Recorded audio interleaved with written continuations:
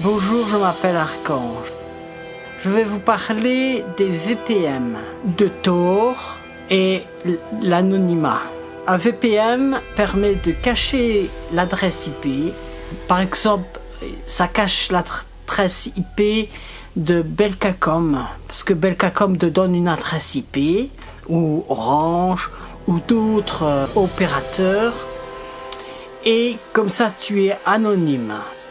Tor est un réseau informatique superposé, mondial et décentralisé. Ce réseau permet d'anonymiser l'origine de la connexion.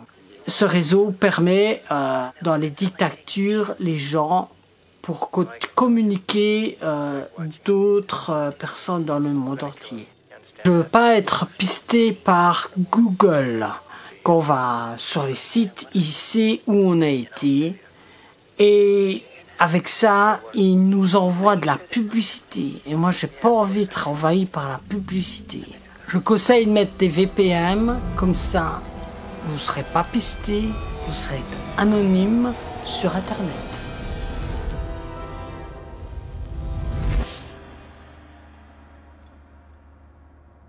Parce que c'est pénible, hein. Bonjour, je m'appelle Nat et j'ai vécu une situation de d'usurpation d'identité. Donc ça s'est passé en 2020 pendant la Covid. Donc je suis sortie avec un garçon de mon foyer et un jour il me demande ma tablette. Je lui dis oui. Donc il manœuvre et tout ça derrière mon dos. Donc moi pas au courant. Un autre jour, ma meilleure amie me dit « Oh Nat, tu sais que tu es sur Facebook ?» Puis je fais « Bah non !» Puis elle m'envoie donc l'image et je me rends compte que oui. Donc le garçon avait bien été sur mon email et avait failli un compte Facebook. Bah moi j'ai été très révoltée, pensant pas que le garçon aurait fait ça. Ah, j'étais en colère. Donc il avait mis ma photo de profil, il avait mon nom et mon prénom. Le restant, c'était des contenus qui n'étaient pas directement à moi en fait. Donc c'était plus lui. Il se servait de mon prénom et de mon nom pour aller justement poster des posts ou des images ou autres. Il faut éviter de donner ses données personnelles. Et aussi de donner son téléphone ou sa tablette ou autre à des personnes qui ne sont pas dignes de confiance et être surtout vraiment prudent, vigilant. Et finalement, ce gars-là, je le côtoie quand même depuis des années et en faisant le compte Facebook, j'aurais jamais pensé qu'il m'aurait dupé, quoi. Mais c'était vraiment méchant, quoi.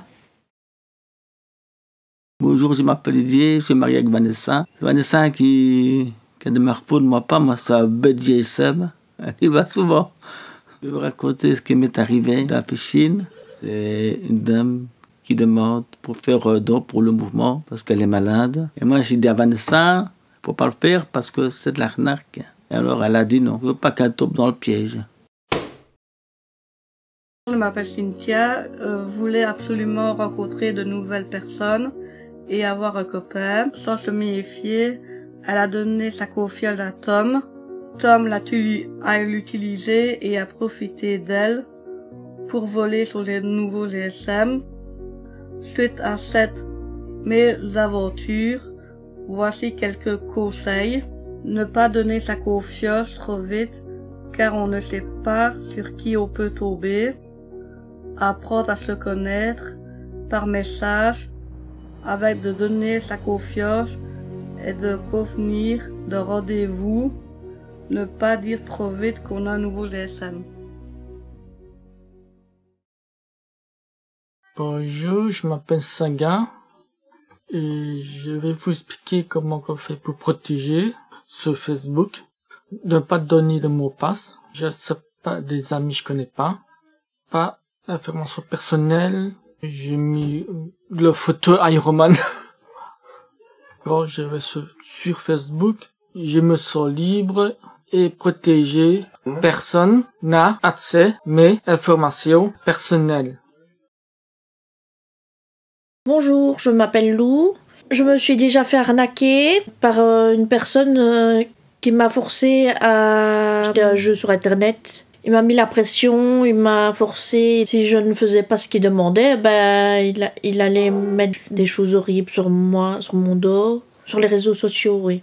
Et ça peut aller très vite. Que j'ai cédé, à chaque fois, il a dit qu'il allait sauter, il a menacé de sauter ma connexion. J'ai préféré essayer d'arranger les choses. Mais ça n'a rien arrangé parce que j'ai reçu pas mal de factures. Du coup, j'ai été privée d'ordi pendant un temps. On a témoigné à la police. Après, je me suis encore fait arnaquer. Des personnes connues, mal intentionnées, qui aussi ont continué à forcer. Que c'était toujours la même personne, mais d'un autre compte. Et j'ai été à la police me plaindre. Je vous conseille d'aller à la police et en parler parce que ça peut venir à tout moment et parfois c'est dur en parler, mais ce sera plus facile.